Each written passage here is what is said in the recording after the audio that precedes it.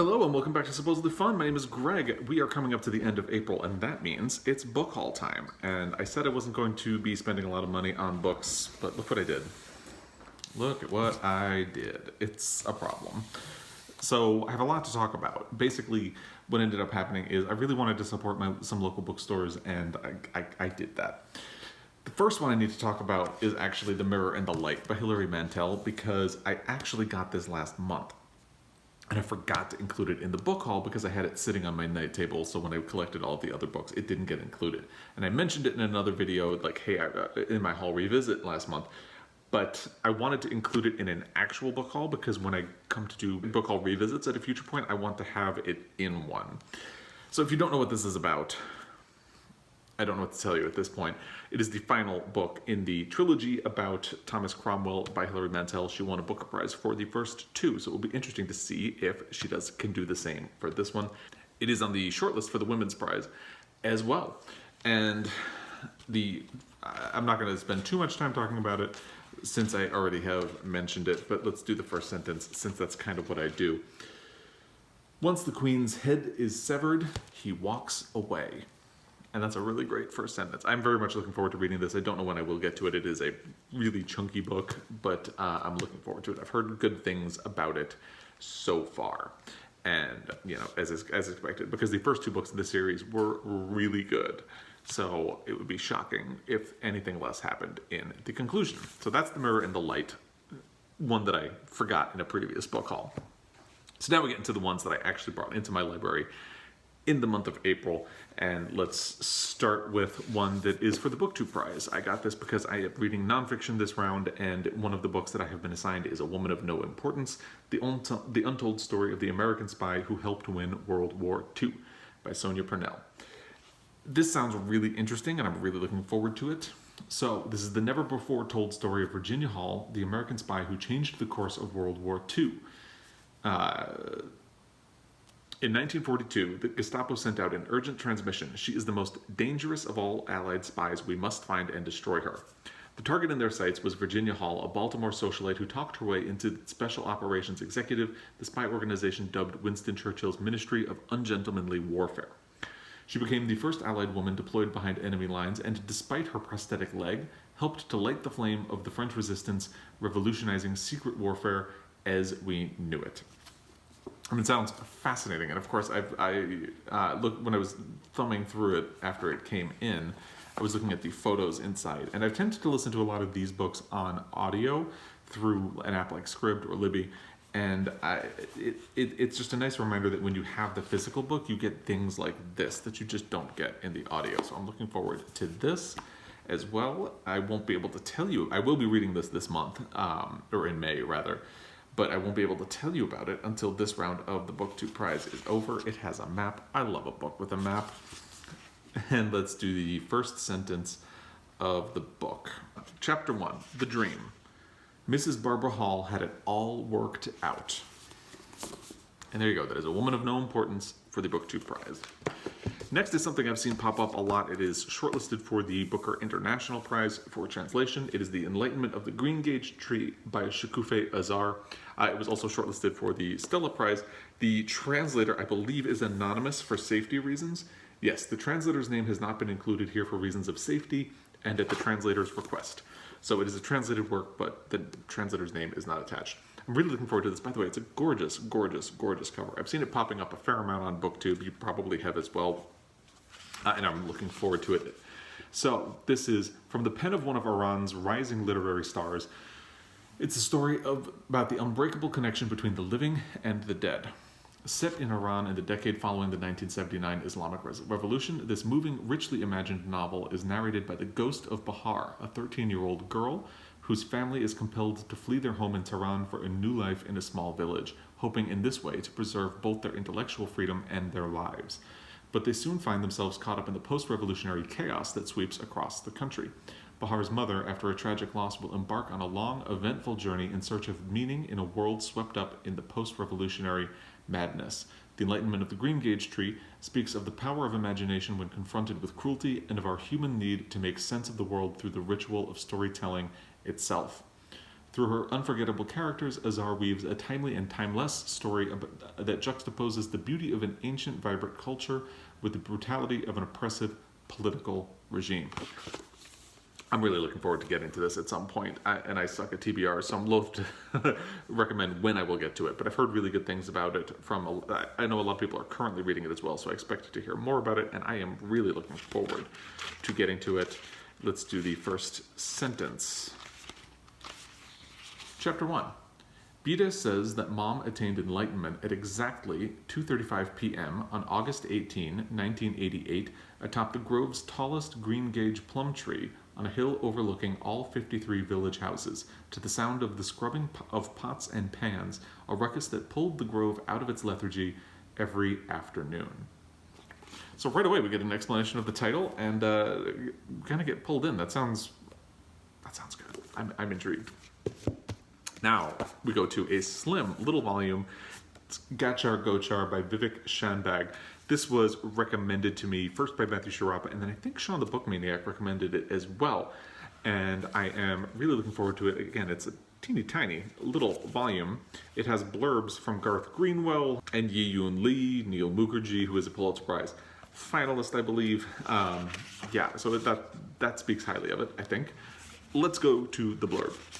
A young man's close-knit family is nearly destitute when his uncle founds a successful spice company, changing their fortunes almost overnight. As the narrator, a sensitive, passive man who is never named, his mother, father, sister, and uncle move from cramped, ant-infested shack to a large new house on the other side of Bangalore. The family dynamic starts to shift.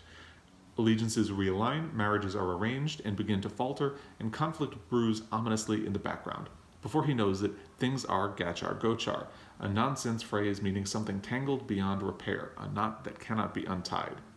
Elegantly written and punctuated by moments of unexpected warmth and humor, Ghachar Ghochar is a quietly enthralling, deeply unsettling novel about the shifting meanings and consequences of financial gain in contemporary India. Let's do the first sentence really quickly. Vincent is a waiter at coffee house. And there you go. That's the first sentence. One reason I wanted to pull both of these in is that they fit my goal for the year, for my reading goal for 2020, which is to read outside your comfort zone.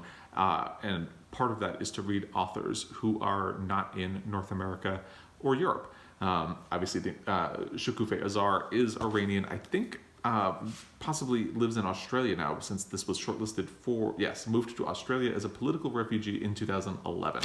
So either way, it counts for that goal, and this one is obviously set in India, although Vivek Shanbhag was a fall resident at the International Writing Program at the University of Iowa. Still counts. So that's why both of those made it in. The next two books also fit my reading goal, and I enjoyed the first one so much that I ordered the second. It's My Brother's Husband by Gengoroh Tagame. Not only is this an author from Japan, it's manga, and the other part of my reading goal to read outside my comfort zone is to read genres that I don't usually read, and I had never in my life read a manga before.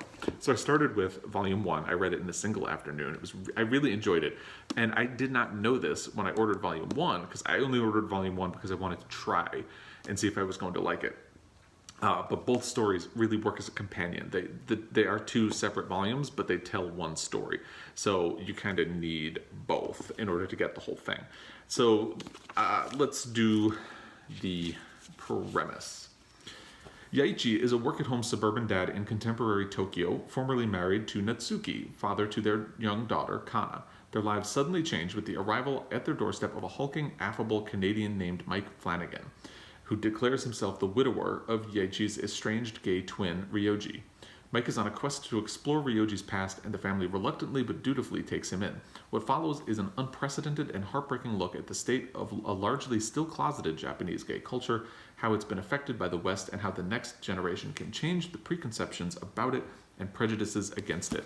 So as Mike comes into the family, Ryoji's latent prejudices are really tested, and his relationship with his brother, who is now dead, which has kind of bothered him, really it comes to a boil, because he had become estranged from his brother in large part because his brother was gay.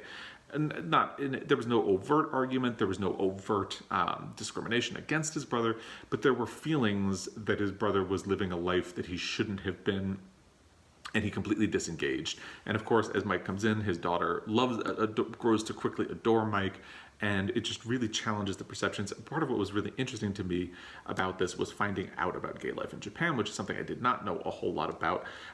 The author Gengoroh Tagame is somebody I was not aware of. Somebody had commented on a video where I mentioned this earlier, that Gengoroh Tagame is kind of the Tom of Finland of Japan, and I had not known that about him at all. This is the first I had heard of him. I looked into some of his other work, and yes, the title fits. He does a lot of kind of gay, erotic, BDSM style art. So yeah, it kind of fits in the Tom of Finland vibe, but this is, if that's something that concerns you, this is much more mild. There is a little bit of nudity, but nothing explicit, nothing really sexual. It's just a really good story. I enjoyed it a lot. The hardest thing for me was getting used to the fact of just reading right to left instead of left to right. But I really enjoyed it, so much so that I then ordered volume 2, which basically just continues the story. And I have not had a chance to read it yet, but I anticipate that this will only take a single afternoon to read. Because this is what I do, let's do the first sentences for both. Both the parents is the first. It's a flashback to him at the funeral for both of his parents. Ryoji, that is. And let's do the first sentence for this one. I don't think a manga is going to have very compelling first sentences, but hey. Bon appetit is the first sentence of this one. So, there you go. Manga. I do think at some point I'm probably going to have to try a more traditional manga. I picked this because it seemed like something that would align better with my interests, but I should try a more traditional manga. If you have a recommendation, please drop it down below, because I enjoyed this, but I feel like I should try something a little more in line with what the majority of manga would look like. I also ordered from my local indie, The Man Who Loved Children by Christina Stead. There is a paperback of this out, but the paperback, the way he would have had to order it, it would have ended up costing roughly, he would have had to mark it up because he wasn't eligible for a discount for it, so it would have been roughly the same cost as the hardcover anyway, so we just got the hardcover. That's quarantine life for you. But this is a book I've heard really good things about over time, and something I'm really looking forward to reading.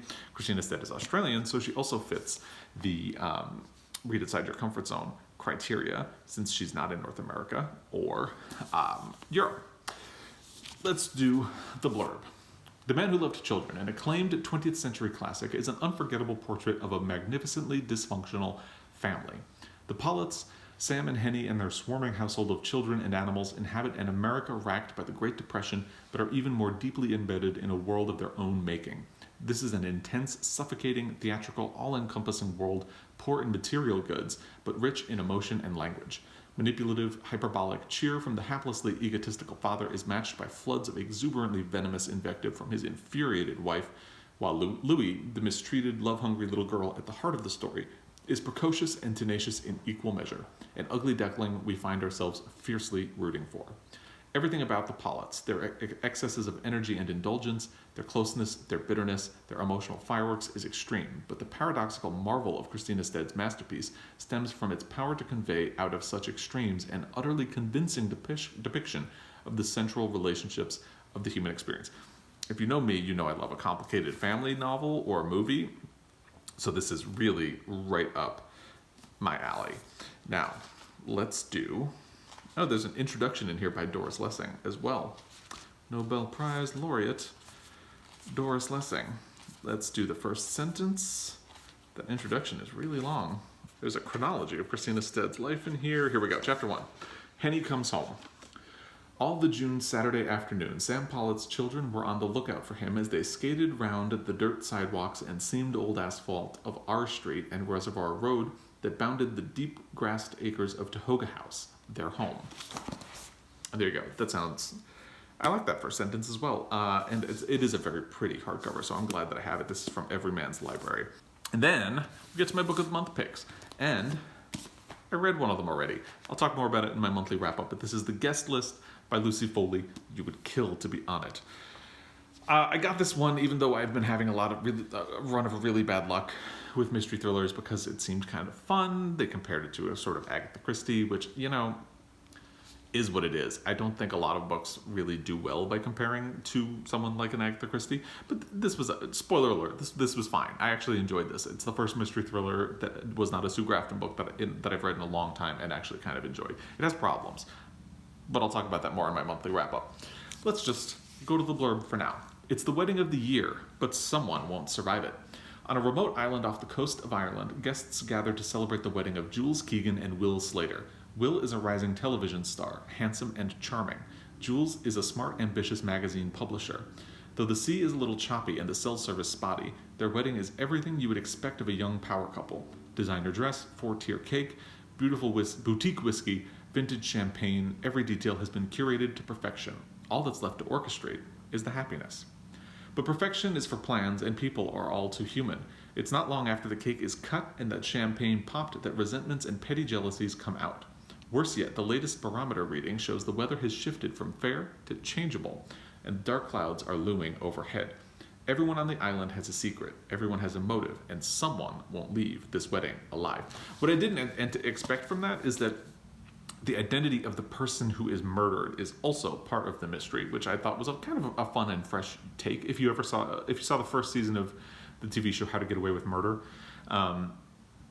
or even some subsequent seasons, the way they teased out the identity of, say, someone who was murdered, or gets teased out for the first half of the book or the TV season, and then the identity of the killer is teased out for the second half. This is kind of similar. It teases out who is going to be killed, and then, of course, it teases out who the killer is. But again, I will talk more about the plot in my wrap-up, which I will be doing this week as well. First sentence. The lights go out. And there you go. It is interesting. I don't think I've ever done a book haul where I've read 2 of the books before, and that makes me really happy for how my haul revisit for next year is going to be. The other book I got from Book of the Month Club is Valentine by Elizabeth Wetmore. This sounds like it's going to be a difficult novel, but it sounded intriguing, so I just kind of grabbed it.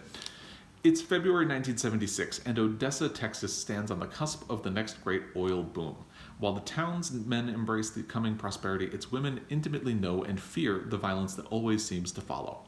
In the early hours of the morning after Valentine's Day, 14-year-old Gloria Ramirez appears on the front porch of Mary Rose Whitehead's ranch house, broken and barely alive, after a vicious attack in a nearby oil field.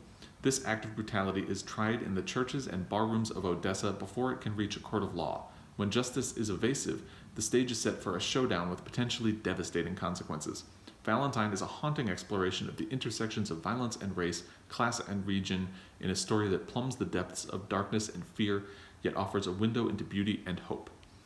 Told through the alternating points of view of indelible characters who burrow deep in the reader's heart, this fierce, unflinching, and surprisingly tender novel illuminates women's strength and vulnerability and reminds us that it is in the stories we tell ourselves that keep us alive. And I think it's that element of the strength of women that really made this sound kind of appealing, even though this also sounds like it's going to be difficult to me. I'm blanking on the person. If I remember, I'll put it here. But somebody had read this this month from Book of the Month Club and said that they really enjoyed it a lot. So I'm looking forward to this. Let's do the first sentence. Sunday morning begins out here in the oil patch, a few minutes before dawn, with a young roughneck stretched out and sleeping hard in his pickup truck. So there you go. Those are all the books that I brought into my library in the month of April, and one that I brought into my library in the month of March. And yeah, if you have feedback on any of them, I'd love to hear it. If you have recommendations based on these, I'd love to hear that as well. And if you've read any and have opinions, just let me know that as well. I hope you're doing well. It is rainy here, but we're still getting by. My state is slowly starting to reopen, which I am not really excited about. I think it's too early, especially since the number of cases in my state is it's slowly going up, but it's still going up. So not too excited about that. Hope quarantine and social distancing is going well wherever you are. And as always, I really appreciate your time. If you are a subscriber, thank you. If not, I hope you enjoyed this enough to follow along. And I will be back. Until next time, happy reading.